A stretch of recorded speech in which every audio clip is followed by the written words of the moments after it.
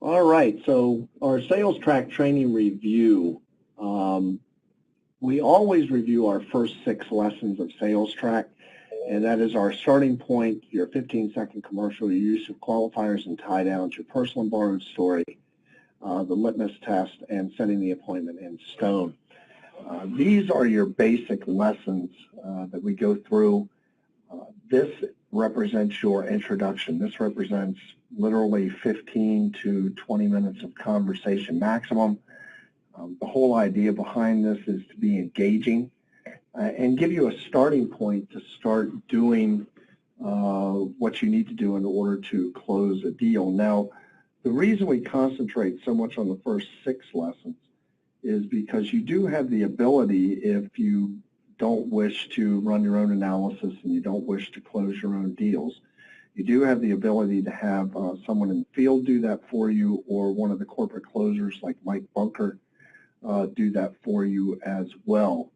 So it's very important that you get those first 6 steps down so you know how to interact with an individual where this program is concerned. Now, those of you that have been with us for a while know exactly what I'm talking about. You can get so sidetracked on trying to explain this product to someone that it's not even funny, to where you actually confuse the client more than you help the client. We have a saying here, and that is, keep it simple, and that's in a lot of sales, but use the tools that you have in place to expose the product, to help somebody understand what the product is. I have seen individuals launch into what we call a verbal discussion of how the product comes together, and I've never seen that turn out well for the agent or for the client.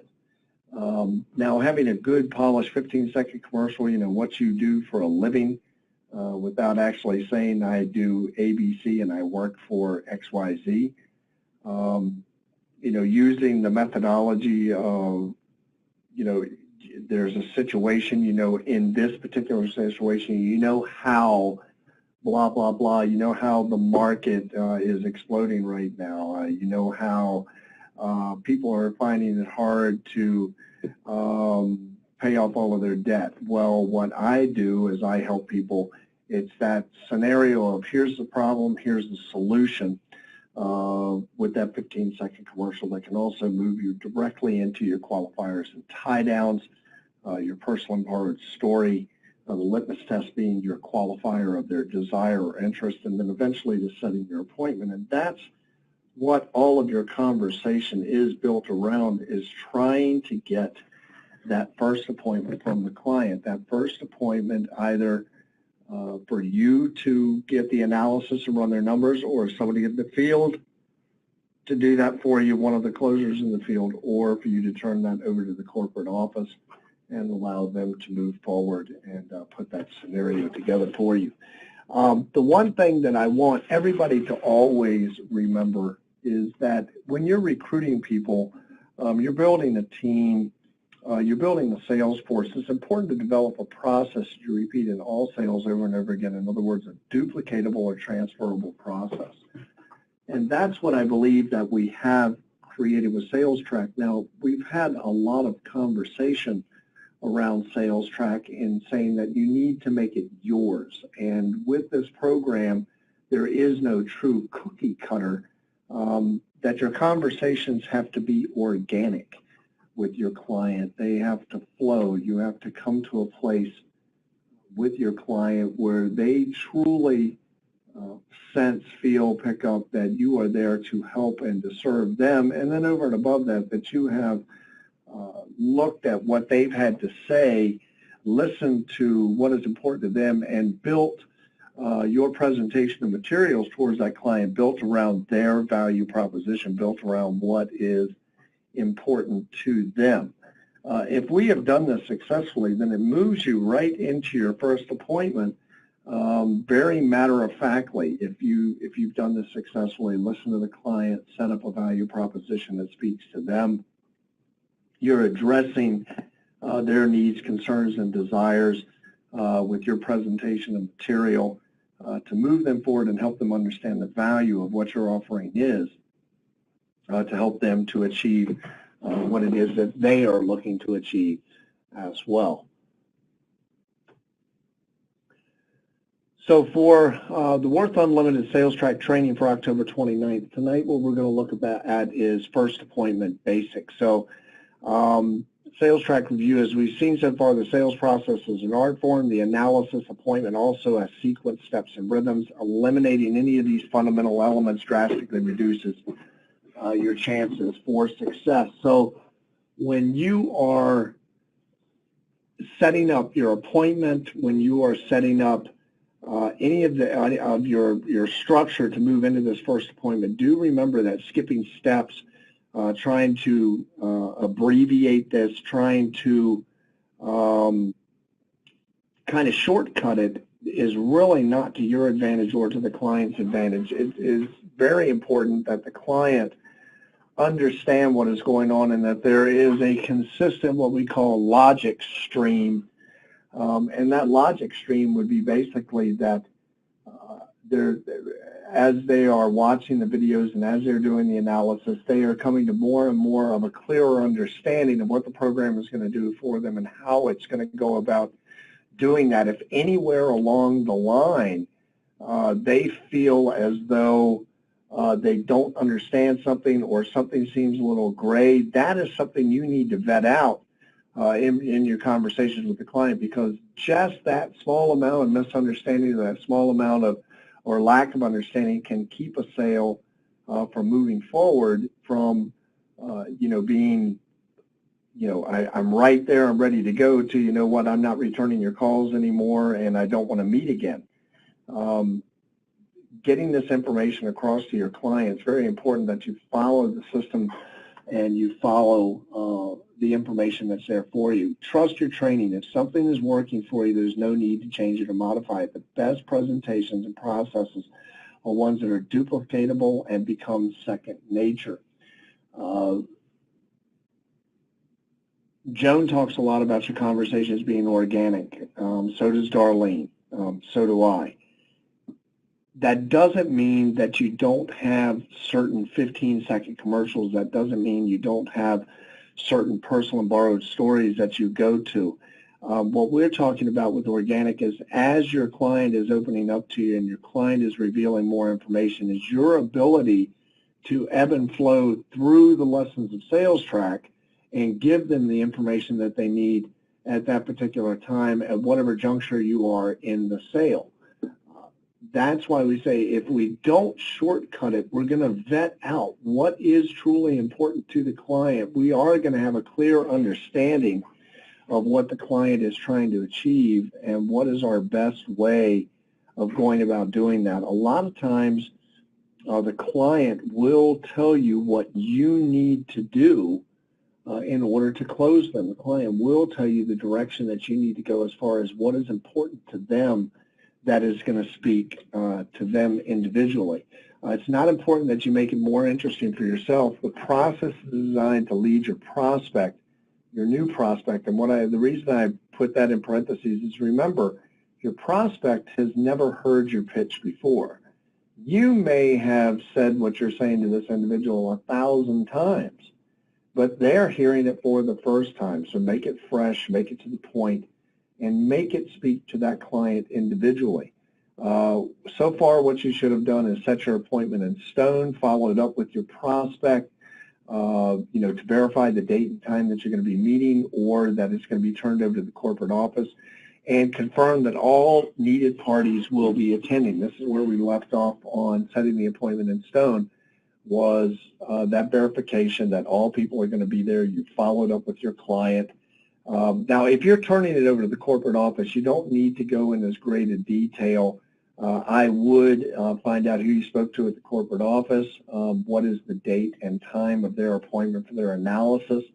I would even follow up with the client and remind them, hey, did you get your email from the corporate office saying that you have an appointment on this day and this time?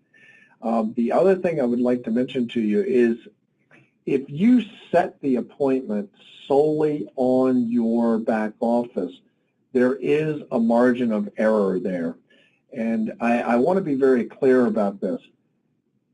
The best way, if you're going to use the corporate office in order to do your analysis and do your closing, is to call the support line, the analysis hotline, and speak to somebody in person on that line with your client on the phone. The three-way call will always be the best way. The three-way call to the corporate office, we have seen a sale or two fall through the crack or a miscommunication with just using the online system, going to your agent portal and setting up an appointment for a closing. Those appointment times can change pretty radically, pretty quickly, and we've had it where somebody sets an appointment time and somebody else was setting an appointment time at the same time, and what it did was just blew one of the appointments out instead of notifying the individual that that appointment was not available, because both of them were in limbo at the same time.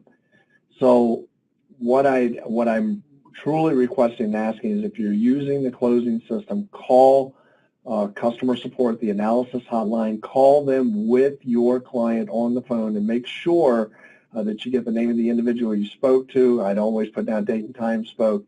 And then, obviously your client and the date and time that they're going to have their appointment. Follow-up is always going to be to your best advantage where your client is concerned, to stay in the loop of where they are moving up to that initial appointment. Now, once they've had that appointment and they've done the analysis, do let the corporate office take it from there. They've had communication now with the client directly. They are now in the process, and allow the corporate office the time they need to go through the process, or your field closer, and be able to close the deal. Set in stone. The focus at the beginning of the appointment is to let them know that you are there for business. So this is your first appointment. You're showing up. Your focus always be cordial, light. Overly intense can put people off, but you're there for business. You're there to hold them accountable, and you're going to lead them through the process. These three things are very important. I think we forget this when we're dealing with clients. They don't know the process, you do. They're not an expert at what you do, you should be. Now, as we've talked before, it's much better to be a friend. It's much better to have a basic knowledge than it is to be an absolute expert on this. And the only reason that we say that is we don't want you spending a lot of time just in the library trying to figure out, okay, what's the best way to say this, the best way to say that, but who do I go talk to, how do I get out there and do it? The reality is this, that the best way to learn how to do this is to get out and just do it. Use the tools and the training that you have in place, but nothing is going to happen for you unless you get out there and you physically start talking to people. People always ask the question, where do I find people to talk to? Well, everywhere. This should be part of your language. If you're doing this for a business, it should just be a part of who you are. Initiating a conversation around this product should be very simple for you by now, in the context that not everybody is a customer, not everybody wants to hear about your product, but we should all know how to steer a conversation to get somebody to ask us what we do for a living, or get somebody to show some interest in what it is that we do by showing interest in what they do. Everything that we do in sales is about these interpersonal relationships and these connections that we make with individuals along the way, and how we develop those connections. The true reality is that we are in network marketing, in the context that networking is staying in touch with everyone you know and moving those names along and getting referrals and connecting the dots with many different people that eventually turns into a network of people that you can rely on for business, you can refer business to, you can get referrals from.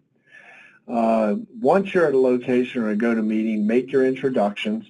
The sale is now on once you've come to their house, you've shook their hand. This is your first opportunity to use your tie-downs, your qualifying questions, litmus tests, as well as some of the language from setting your appointment in stone.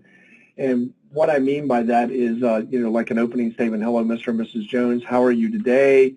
You know, are you all ready to go? You know, we're seated here. Where would be the best place for us to go through the information we need to cover? Let them kind of move you through that a little bit. Let them direct you to the area that works for them. That is going to be the most comfortable for them. I find many times it's in the kitchen. I find the living room is a little bit distracting because you're usually on a couch and you're trying to work at a coffee table, and that can be low to the ground, dimly lit. I usually try to do things if they have an office. I love doing it in their office. Either that or I like doing it in their kitchen. Work together. Situate yourself alongside, not across from your prospect. This is just a well-known tactic that you should be alongside the individuals. So if you're with a husband and wife or partners or whatever, be in the middle of the two of them sitting on the same side of the table. I know that may seem a little strange, but if you sit across from them, it's going to be them against you, you against them. If you sit alongside them, if you can somehow make this where one's to the right of you, one's to the left of you, if they don't want to separate that way, at least that you are sitting on the same side of the table with them maybe looking over one of the individuals to talk to the other one as well. That side-by-side thing is just a matter of positioning, and it works very well to take away that intimidation that you're, if you notice when you go to buy a car, they sit directly in front of you. And it's directly across from you. There is a table separating, and there is a purpose behind that, and that is to create some degree of confrontation.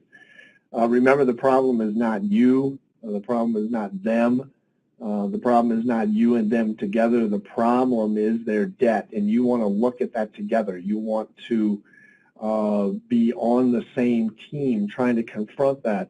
And so in context, what you want to be doing is conquering that problem together. And by sitting alongside them, this gives them that feeling that you all are working together on a common goal, which is to eliminate that. Now, as with setting the appointment in stone and you did your follow-up, you found out there was somebody else that was going to be involved in this appointment. In this particular case, it is the spouse. And so you have all parties present, so it's really important to say, when we last spoke, you told me your wife would need to be present. Is she going to be able to make the appointment? Hopefully you've already vetted that out with your follow-up. Now you're there, and hopefully you've met the husband and wife at the same time. If you haven't asked this question right then, a one-legged appointment is a waste of time. If the prospect states anything other than the person could not make it at the last minute, you should reschedule. Even in the context if the person could not make it at the last minute, I have rescheduled right there and said, well, I really want everybody to hear this information at the same time. We're going to go through a lot of information here, and I really want to be the one delivering this information. Is there another day that works better? Is there another time that works better? Can we get them on the phone to find out if we can do it now? If they just cannot make it, you could hear right here, no, they've left it up to me. They've said they don't want to meet on this. They want me to meet on it and then get back to them. That is never a good start to your presentation. What you want is you want all people present. You want them excited about the information. That's why in your follow-up, it might even be a good idea if you're speaking primarily with the wife or the husband, asking the follow-up so they're going to be able to make it great. Could you introduce them to me on the phone? Could we have just a moment that we could chat? Hi, Mrs. Jones. I'm so glad to finally meet you. I'm looking forward to our appointment. Now, you're planning on being there, and we're going to be there on Friday evening, and we're going to be there at 7:30. Is that correct? And you don't see any complication with that? That all looks good, and you'll be there. So now you have a little bit of context when and if you show up, and hopefully you followed up. They said they'd be there, and then now if you're there and they couldn't make it at the very last minute, you have a choice to make, which is, do I go forward with this with just one person, or do I reschedule? And that's solely up to you. Me personally, I would probably reschedule. Always ask permission. So very nice to meet you, Mrs. Jones. When I set this appointment with your husband, I asked him a couple of questions that I'd like to ask you now. Is that okay with you? Wait for a response. It's very important throughout this process to always ask permission and wait for a response. Just by stating something doesn't mean that it's okay with the individual. Prefacing, allowing people time to process the information, giving them the courtesy of moving through the same process that you move through with the other individual.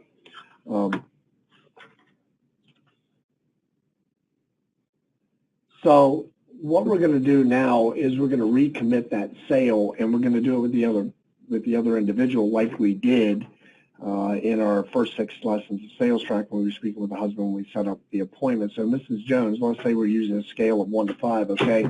1 represents something that has no importance to you whatsoever, and 5 represents something that is absolutely imperative, something you absolutely need or want. Okay, you got it?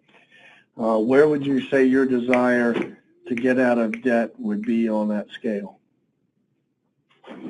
And so ask them that question and make sure that you give them enough time to respond to that question. Don't tell them what the husband said. Don't tell them what the other party said. Just ask them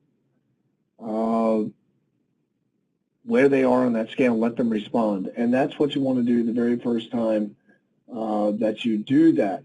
And that's what you would do in the sales arena. Now, in recruiting, it would just be a very small change of words, and we're going to spend some time in recruiting here after we go through these lessons. We're going to flip it over to recruiting. But it would just be a change of the words at the end. Where would you say your desire to earn additional income would be on that scale? You're recommitting this individual. Regardless of how you feel, how long it takes, let that individual answer the question without telling them what the other rated their desire. If there is a disconnect here, you may need to address that right away. So if you remember that the husband, let's say in this case, said, you know, I'm a 4 or 5, and the wife comes back and says I'm a 1 or a 2, you've got an absolute disconnect there between the two of them, and it's something that you want to address right at that particular moment. And say, you know, hey, I understand one of you has a huge priority here, and the other one of you is not viewing this as much of a priority. Is that something you all should talk about and maybe get cleared up here so we can at least get on the same page and figure out what it is we're going to do? Again, this would have been an opportunity in your follow-up in the conversation that you could have had with the wife if the husband was willing to introduce. And, you know, hey, I wanted to ask you one question before, you know, our appointment here on a scale of 1 to 5, the litmus test, and see what they had to say back. Your husband told me, now if you're not getting what you want, just, your husband told me it was a 4. Why are you two so far apart? Try to get them on the same page. Prompt them to discuss this and stay out of their discussion. If they're that far apart, you need to get them talking about it and get them figuring out, which again, should have been vetted through your initial conversations. A green light. If they answer with a point of each other proceed, great. So you say you're a 4. I have just one more question. Are you serious, or are you just curious about getting out of debt or earning additional money?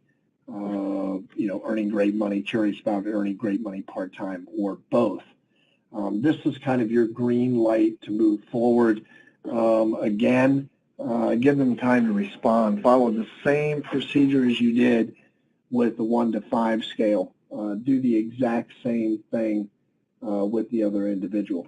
Wait for their response. If they come back, I'm totally serious, fantastic. I also asked your husband if he would be interested if I could show him a way to pay off his mortgage and other debts in 1/3 to 1/2 of your current scheduled time. How would you reply to the same question? John, when I confirmed the appointment, I told you we'd be going over a short 10 to 15-minute questionnaire regarding your household income and debts. I said I would not be asking you for your Social Security number, birth date, or any of your account numbers. I'd not be asking for any sensitive personal information. All we're going to look at today are things like your balance, interest rate, and payment on your mortgage and other debts, as well as your income and other frequencies. Do you have that? Do you have that information together for us and ready to go? This is, you're still in about your first 5 to 10 minutes of being at their house. You've shook their hands. You've gone to where you're going to sit down and go over everything. You have kind of given them the rules of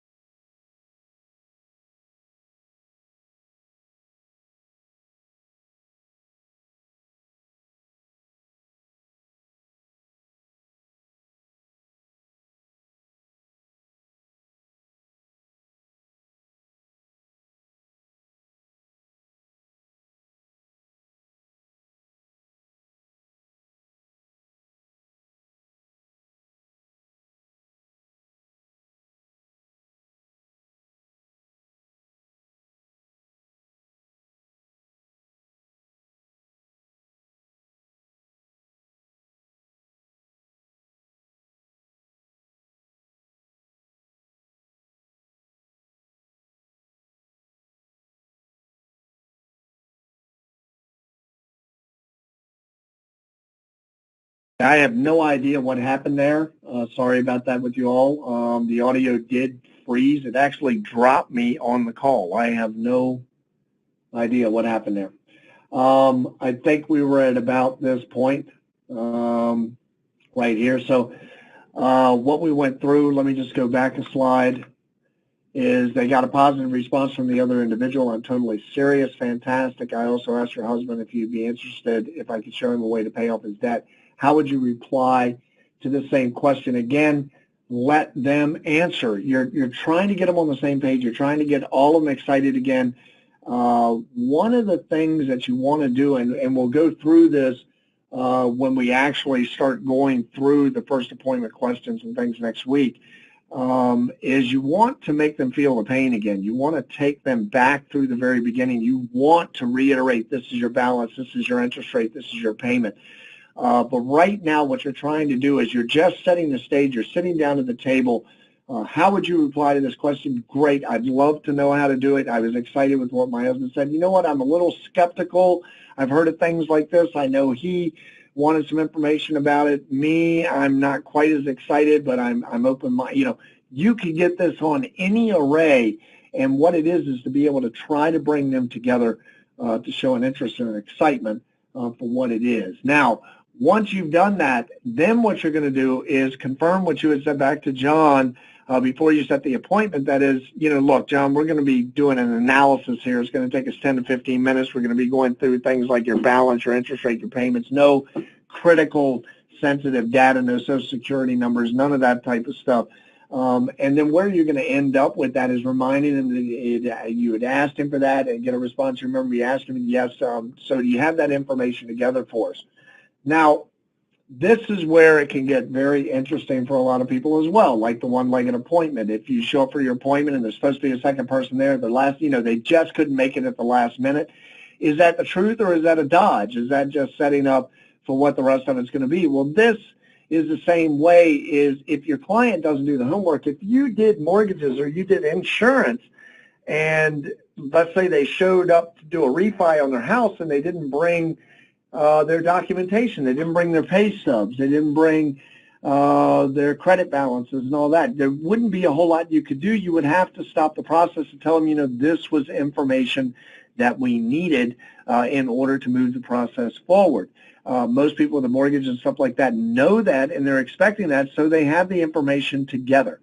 I see more and more agents that will take whatever information they can get, and that's not the way this should be done. You want them to know that you have a duplicatable process. You want them to know there is a process starting from A to Z that you're going to take them through to get the necessary information to prepare them to be able to run an analysis and show them what this program will do for them. So if they say anything but, yes, I have that, let me get that for you, or something along those lines, you may want to reschedule again. This could be like doing that one-legged appointment. Depending on how much time you have allotted, depending on how organized they are, a lot of people keep their records just online.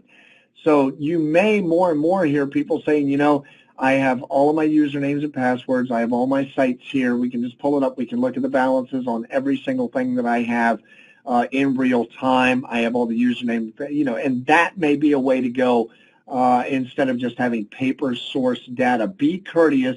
What may not seem to be an intrusive question to you may be highly offensive to people. You do not know that well. Be tactful in everything you're doing. So when they start giving you information, or we can go to this website. Now, I'm telling you, if it takes them if they've got, anywhere from 7 to 10 debts, and it takes them 5 to 7 minutes just to look up one debt to give you a balance, I want you to really think about your utilization of time here. I want you to think about, did you prepare them that you needed the information? And is this a failure on the part of your prospect to do their homework and be prepared for you? So again, organic, green, be able to ebb and flow, but do be able to make some decisions where this is concerned. Stay or go. If he says anything but yes, I have that, you're going to have to make your decision on whether or not that's what you want to do, and if you want to continue on with it. So let's say they come back and say, yes, I had that. Let me get that for you. Great. Thanks for putting that together. Let's dive right in and get started. So at that point, what you're going to do is you're going to get down to business, and that's what we're going to go into next week, is what you do when you get down to business. We're going to go into part 2 of your first appointment basics, and we'll discuss the flow of the first appointment and the order in which information should be presented. Keep in mind that the purpose of your first appointment is to get their numbers for an analysis. If you leave that appointment without their numbers, what you need to run an analysis, then you wasted your time and theirs. Go prepared for business.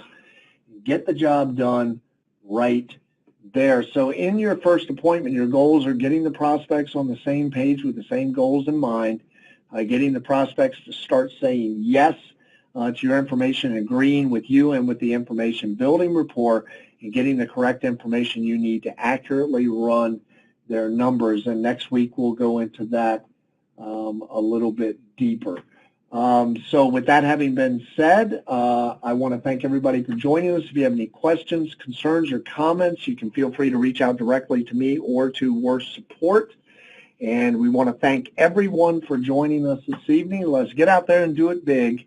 Let's get out there and do it right. But at the very least, let's get out there and do something right now. This is Max Saunders saying bye-bye for now.